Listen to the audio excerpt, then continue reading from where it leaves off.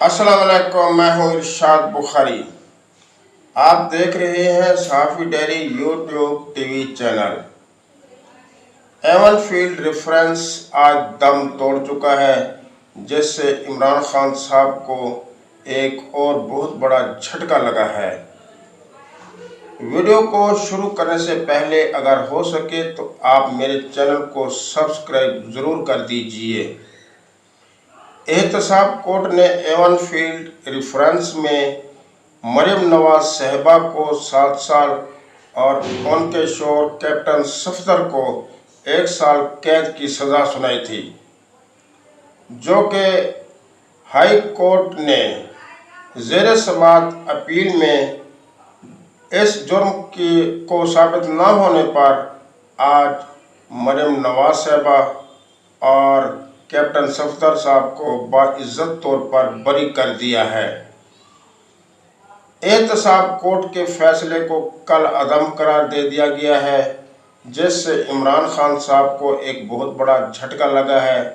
वो इसहाक डार की आमद से पहले भी वेरी सैड थे, तो आज इस रेफरेंस के ख़त्म होने पर और एहतसाब कोर्ट के फैसले के कल अदम होने पर उन्हें आज एक और बहुत बड़ा झटका लग चुका है।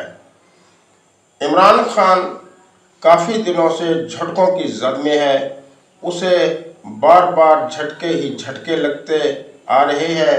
वो संभलने की पोजीशन में नहीं है, मगर गलत किस्म की तकरीरें करके अवाम को गुमराह कर रहा है।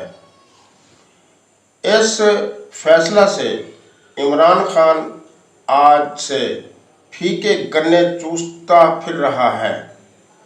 अभी तो इसहाक डार पाकिस्तान में वापस आए हैं और डॉलर की कीमत में काफ़ी हद तक कमी आ गई है और मज़ीद कमी आती जा रही है।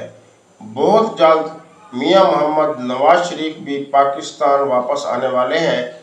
उनकी आमद पर यकीनन इमरान खान खसियानी बिल्ली की तरह खंबा नोचने पर मजबूर हो जाएंगे।